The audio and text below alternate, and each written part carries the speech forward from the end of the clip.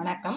இன்னைக்கு இது பலாக்காய், பலாவோட சின்ன பிஞ்சு லாமூஸ்னு சொல்லுவாங்க. இதை வச்சு மட்டன் டேஸ்ட்டில் ஒரு சுக்கா வறுவல் எப்படி செய்ய போகிறோங்கிறது தான் நம்ம பார்க்க போகிறோம்.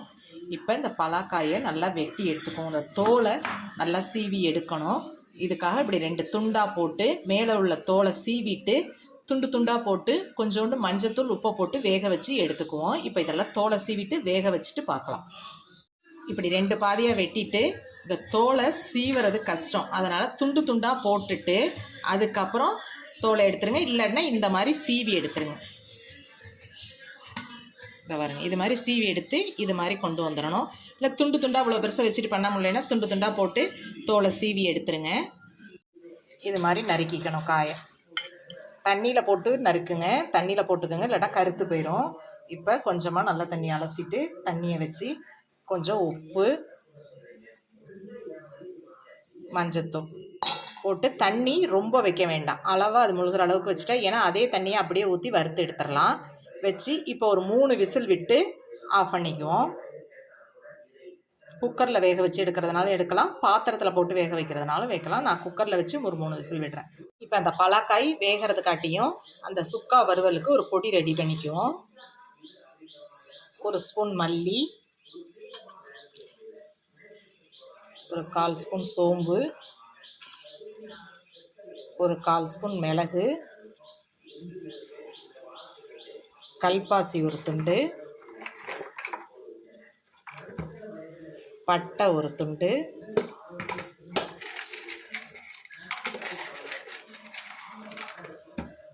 கிராம்பு ஒரு 3 கிராம்பு. இப்போ இது எல்லாத்தையும் நல்லா வறுத்து பவுடர் பண்ணி எடுத்துக்குவோம். லேசாக வறுத்துட்டு நல்லா பவுடர் பண்ணி எடுத்து இந்த சுக்கா வறுவலில் தூவி விடுவோம்.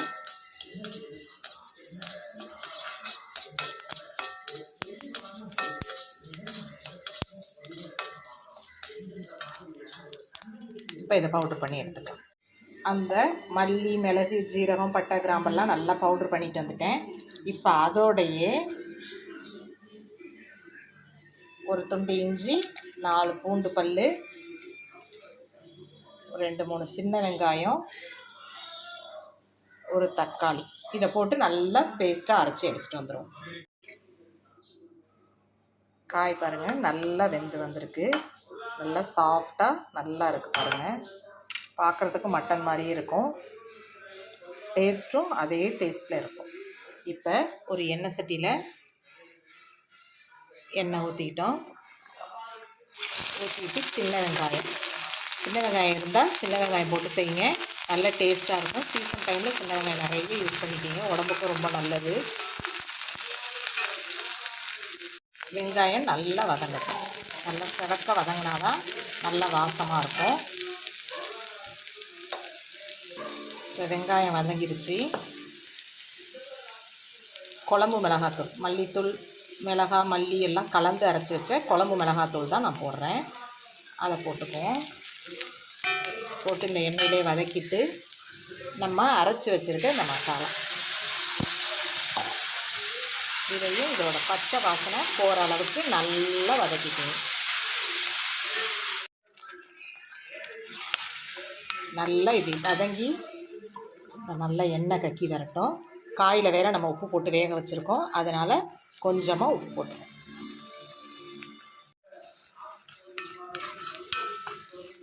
நல்லா வதங்கி வந்துருச்சு.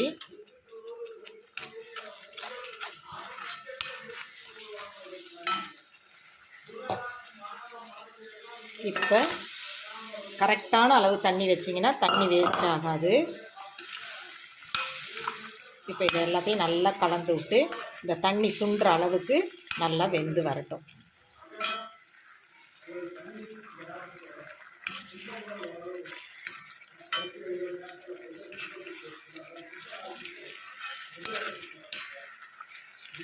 இப்போ உப்பு காரம் எல்லாம் டேஸ்ட் பார்த்துட்டு நீங்கள் போட்டுக்கணும். இப்போ இது நல்லா சுண்டி வரட்டும், தட்டை போட்டு மூடிடும். இது மாதிரி அப்பப்போக்கு திறந்து கொஞ்சமாக எண்ணெயை சுற்றிலும் ஊற்றி விட்டு இப்படி வதக்கி விடுங்க. நல்லா சுருண்டு நல்லா குக்காவாக வந்துடும். இந்த ஸ்டேஜ்லேயே இறக்குனிங்கன்னா சப்பாத்திக்கெலாம் தொட்டு சாப்பிட்றதுக்கு ரொம்ப நல்லாயிருக்கும். நல்லா காய் சாஃப்டாக வெந்திருக்கு பாருங்கள். அப்படியே உடையுது பாருங்கள்.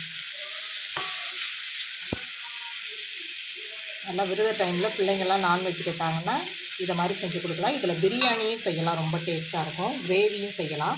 இப்போ இது இன்னும் ஒரு 10 நிமிஷம் நல்லா சிம்லேயே கிடக்கட்டும், நல்லா செவந்து வரட்டும். வறுவல் ரெடி ஆயிடுச்சு. ஸ்டவ் ஆஃப் பண்ணியாச்சு.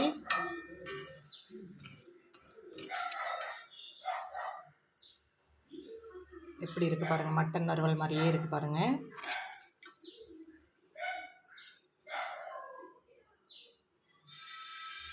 இது மாதிரி நல்லா செவக்க விட்டு எடுக்கணும்.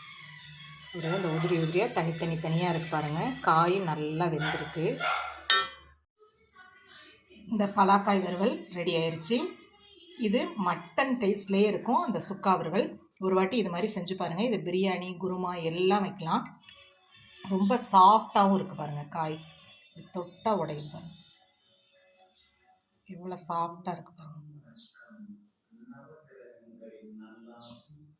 அப்படியே மட்டன் மாதிரியே பெரிய வருது பாருங்கள்.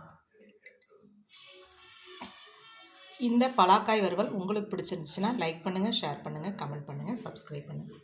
மறக்காமல் பெல் பட்டனை கிளிக் பண்ணுங்கள். தேங்க்யூ.